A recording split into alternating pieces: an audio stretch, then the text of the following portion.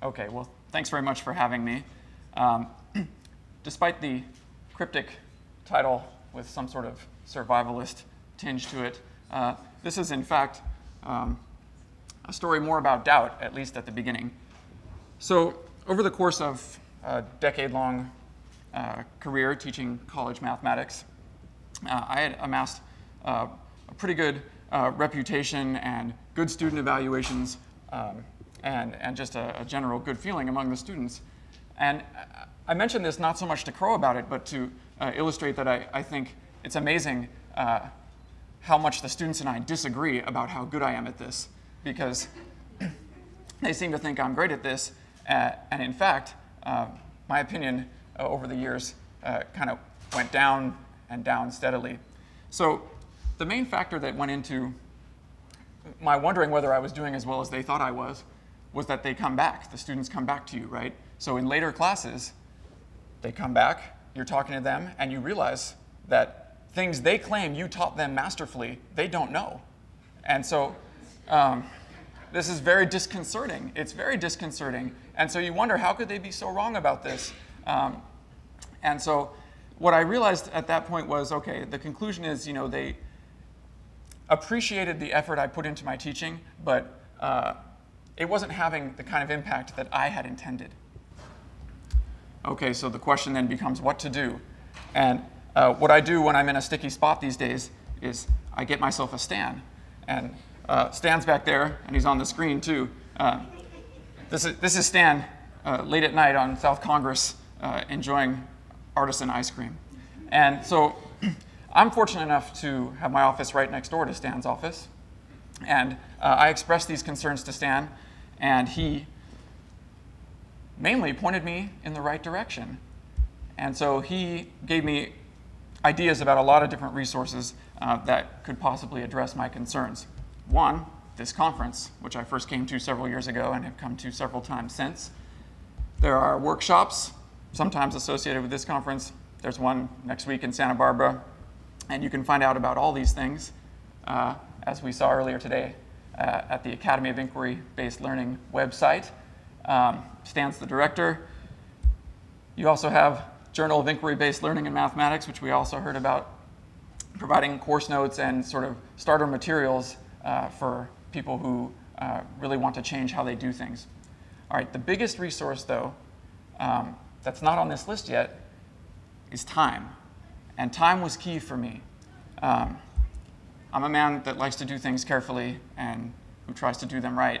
And this is not something that I could do haphazardly. So with the support of EAF and also Cal Poly, I had the time. I had a mini grant to work over the summer. I had a sabbatical over the fall. And during that time is when I sort of orchestrated my transition. All right. The venue for my first foray into IBL was a class not unlike Rachel's. In fact, they pretty much gave my talk 5 minutes ago. Standard things in a proofs class. I had 3 sections of about 25 students each, mostly sophomores, a few freshmen. Meets 4 times a week for 50 minutes. And this class just has a bad rap in our curriculum. The students find it difficult, faculty find it difficult to teach, and I think this was a natural spot for me to try to make this move. All right, as for course materials, there's a question of whether to create or borrow. Certainly, there are great course notes on the JIBLM website. I had taught the course many times before, and so I was comfortable creating my own course notes, and that's what I did. Now, the key characteristic of these course notes is that every structural object in the notes requires action on the part of the reader. And not only does it require action on the part of the reader, the actions that are required are made explicit at the start. I think we've heard several times in this conference, students have a hard time themselves making the transition from being passive members of a classroom community to really getting in there and doing it. And so I think we have to be very, very explicit when we tell them what we're asking them to do. And so I have an example for you. Definitions were really the key thing, in fact. And so this is what it said in the course notes. Definitions are the key objects in this book. They are agreements upon the meaning of terms or phrases. The defined term or phrase is always in emphasized texts. These agreements are inviolable and no defined term is ever used loosely. The required actions are memorization, digestion, contextualization. And then for every other structural object, exercises, propositions, theorems, corollaries, there were similar actions made explicit in the introduction to the book. All right, the course structure, there were several graded components. There was a short query at the beginning of each class based on the previous day's discussion. Students had to present, that's all that happened in class. They kept a portfolio of every theorem, example, proposition, lemma, corollary that we encountered. They had homework due every week. There was one midterm exam and one final exam. So these were the components of the class. All right, some potential measures of success that one could consider. Exams, standard. Course grades, standard. I also asked the students about their own feeling about how they did and where they stood mathematically, both at the beginning and at the end of the term. I'll get back to that one shortly. And then those pesky student evaluations. Would they hate this new thing, or would it be the same? Would it be better? And so these are all questions that I thought maybe I could answer. And because I had taught the course many times in the past, I had a reasonable cohort with whom to compare the new IBL cohort. All right, so on the vertical axis there, you have, those are percentages. And so if you compare the midterm exams, the dark purple is past proofs classes, about 100 students spread over several sections of the past, taught in a traditional lecture format. And then the light purple is this current IBL cohort. And so what I saw in the midterm in this class was nearly identical to midterms I had given in the past in length, difficulty, structure. And I saw good things on the midterm when I compared the two classes. More A's, fewer F's, and then comparable things in between. The final exam has a slight caveat attached to it, which I'll discuss in a moment, but similar things, more A's, fewer F's, 30% of the class nearly getting an A in the IBL cohort, so I thought that was good. I say tiers 1 and 2 because the final had a tiered structure where the third tier was not like anything on a final I had given in this class in the past, and I didn't think compared well, but tiers 1 and 2 of the final constituted something pretty close to what past finals looked like. Course grades. The course grades raised some eyebrows in my department because nobody ever gives these kinds of grades in this class, ever. And so with 85% of my class getting A's and B's, people asked me about it, and I told them what I'm telling you. I think it was a natural consequence of the engagement all quarter long. All right, so the grades were much, much better. All right, as for the students' self-assessment, there's this Student Assessment of Learning Gains website where you can create surveys and you can ask students how they feel about their mathematical standing. And so this is what I did. I gave a survey at the start of the term, and then one with the same questions, and then some additional questions at the end of the term. And on every question, the students indicated gains about how they felt themselves about where they stood. So I have some examples of some of the questions with some of the more notable gains. We'll go through these quickly in the interest of time, but you'll get the gist. All right, so question 1.1, presently I understand the role and nature of proof in mathematics. So you have the start of term, percentage of answers on this kind of 6-point Likert type scale, and then you have the end of term in the far right column, and averages across the bottom. So there was a good gain with regard to that question. Another question I asked, I understand the purpose of math language. Similar gain. This one's my favorite. Presently, I understand proof strategies from 3% to 43% in the highest rating category. And so they felt much, much better at the end about having ideas of what to do when they were faced with a proposition to prove. All right, there's some others. Presently, I can develop a logical mathematical argument. Gains again. Same sort of skewing that you saw on the midterm exams and on the final towards the high end of the spectrum. And maybe one more. Presently, I can communicate math ideas in writing. Similar gains again. So across the boards, these kinds of gains on every question. There were many, many more questions than these. All right, now as for student evaluations, I was willing to take a hit here because I knew things weren't going as well as they could go despite how the students felt. I really was willing to take a hit.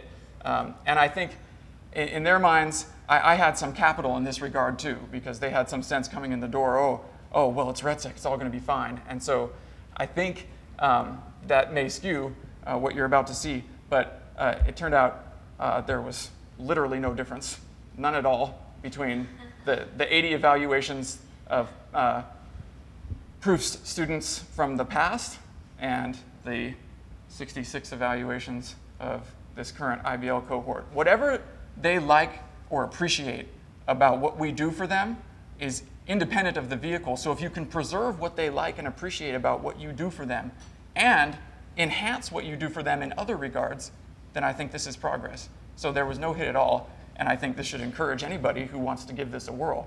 This doesn't imply that you're going to be looked at differently by your students. I think if you're organized and give that same kind of effort that you always do, then they can still see it.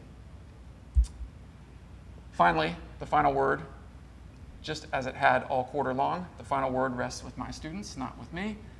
I gave them this question on the exit survey at the end of the term that asked for a direct comparison between the structure of this course and traditional lecture style courses they'd had in the past. Again, responses positive across the boards. The themes, responsibility, engagement, empowerment, depth of understanding. All the way across the boards, these themes repeated themselves. As put by one student, I love the way this course was set up. It really made you learn and you couldn't slack off. Forced you to do proofs every day, and that was a good thing. It was much better than a teacher at the board every day lecturing on proofs. We actually learned ourselves and weren't sponges just soaking up notes off the blackboard. This is representative of the kind of comments that I got on that final question. And what I like best about this comment and what most of the students said was that, again, it was context-free. They used the word proofs. They were answering this at the end of their proofs class. But if you change the word proofs to math, it works perfectly. It had nothing to do with the material we were covering. It had everything to do with how they felt engaged and empowered by the way the class was run.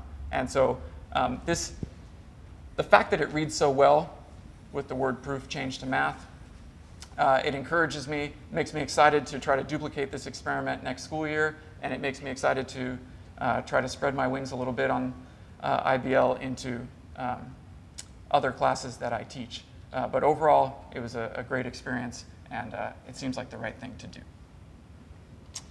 So that's it.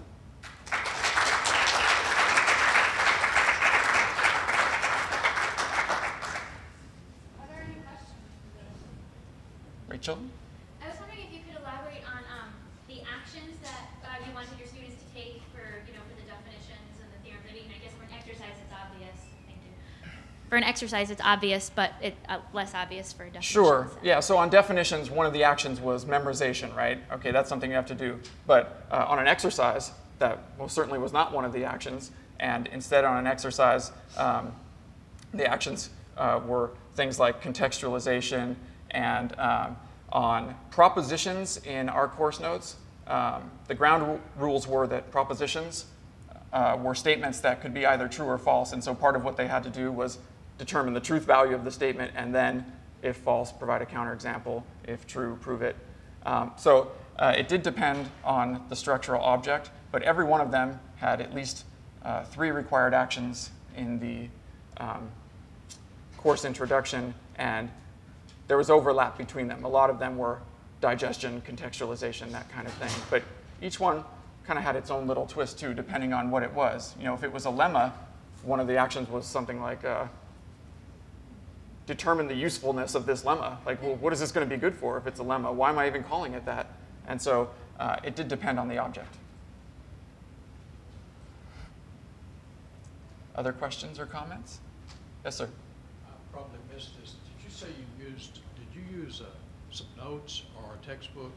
I used course notes that I wrote over a pretty healthy stretch of time. It took me a summer and an entire fall quarter, 10-week fall quarter, to write these course notes. They ended up being, I don't know, 60 pages long or so, and they were very, very short on prose and exposition, and very long on just basically a list of tasks for the students to do, and they were just, the tasks were just arranged in a carefully chosen way, so that you know, the book kind of wrote itself in a way, and I provided little commentary throughout.